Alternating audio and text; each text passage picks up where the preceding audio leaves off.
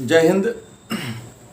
आज के इस वीडियो में हम लोग हिंदी व्याकरण के उपवाक्य टॉपिक पर चर्चा करेंगे।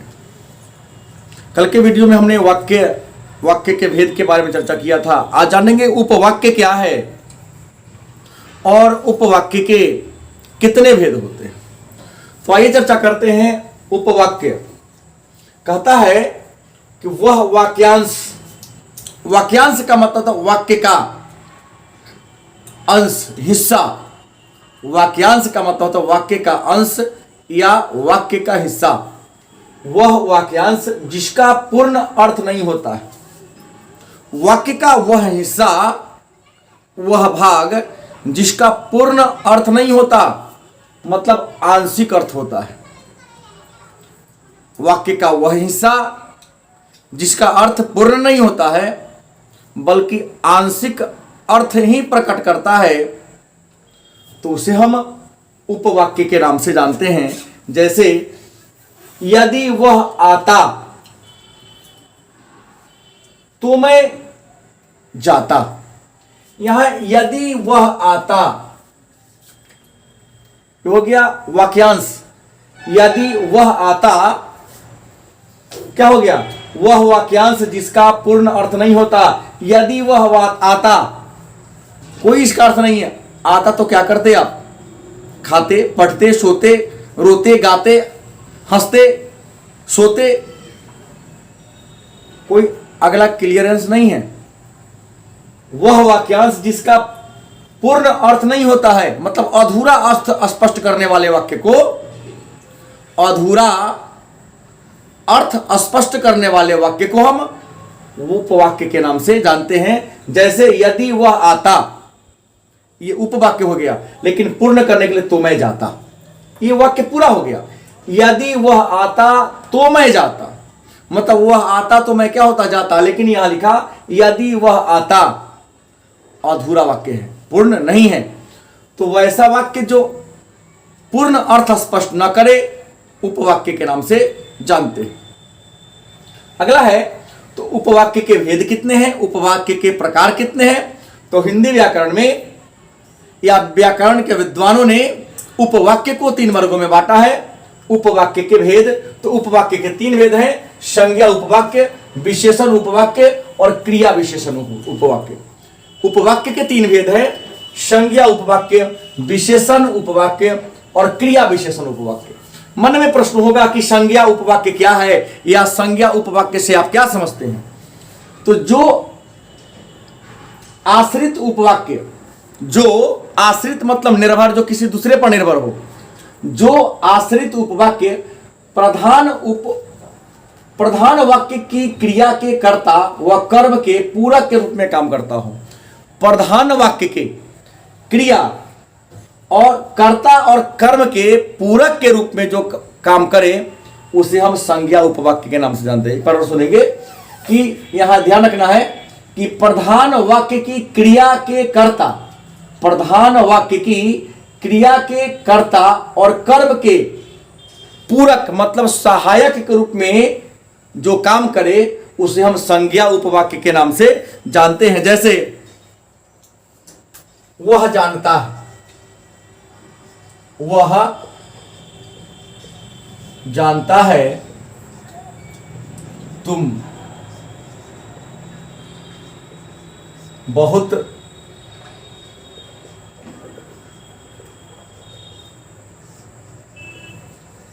परिश्रमी हो।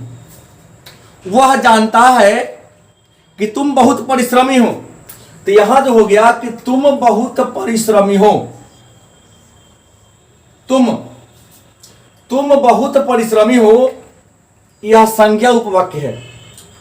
जो वाक्य आश्रित उपवाक्य की, तो यहां जो है आश्रित उपवाक्य कौन है? तुम बहुत परिश्रमी हो के प्रधान क्रिया के कर्ता और कर्म के पूरक के रूप में काम करे। तुम बहुत परिश्रमी हो, यह प्रधान वाक्य कौन है? वह। यहां पर किसी का नाम दे सकते। प्रधान वाक्य वह जानता है। यहां पर प्रधान वाक्य कौन है? वह जानता है। तो जो प्रधान वाक्य हो गया यहां पर, वह जानता है ये हो गया प्रधान वाक्य। लेकिन तुम बहुत परिश्रमी हो, यह उपवाक्य हो गया।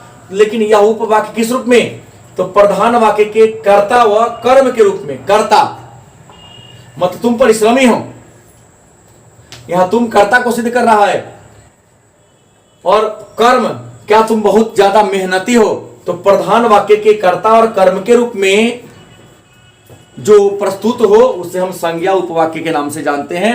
जैसे वह जानता है तुम बहुत परिश्रमी हो, या हमें विश्वास है, या हम दूसरा कर सकते हैं, हमें विश्वास है आप जरूर आएंगे।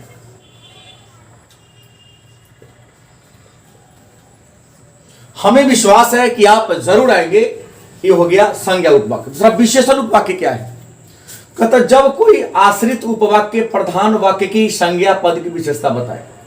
मतलब जब कोई आश्रित उपवाक्य प्रधान वाक्य के संज्ञा पद की, प्रधान वाक्य के संज्ञा की जो विशेषता बताए उसे हम विशेषण उपवाक्य कहते हैं। जैसे जो व्यक्ति, जैसे लेंगे जो व्यक्ति गुणी होते हैं,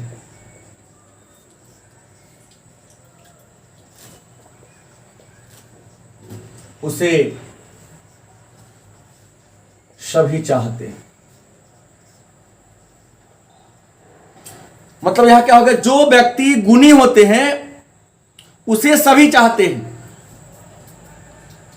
याद रखें, जो व्यक्ति गुणी होते हैं उसे सभी चाहते हैं। तो जब कोई आश्रित उपवाक्य प्रधान उपवाक्य की संज्ञा पद की, तो जो यहां जो शब्द है, जो सो भले ही सर्वनाम है, लेकिन यहां जो शब्द संज्ञा के रूप में प्रयुक्त हुआ है। तो जो व्यक्ति गुणी होते हैं उसे सभी चाहते हैं। तो संज्ञा पद की विशेषता क्या है? तो संज्ञा पद की विशेषता है गुणी। अगर गुण नहीं होता उसके अंदर तो उसे कोई पसंद नहीं करता।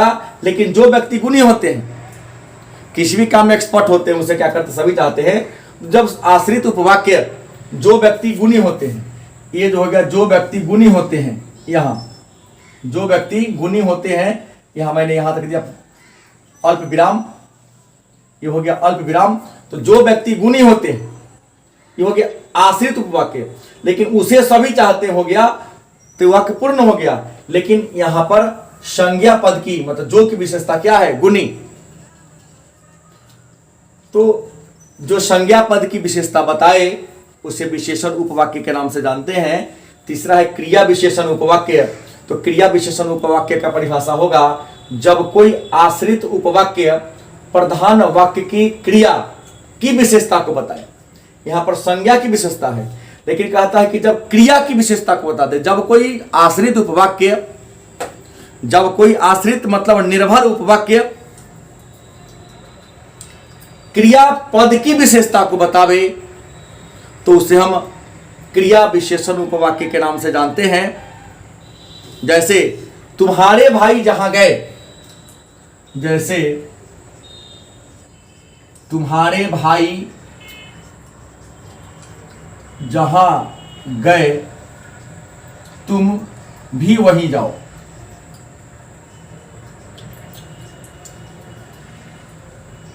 या यूं कहे, जब पानी बरस रहा था तब मैं घर में था।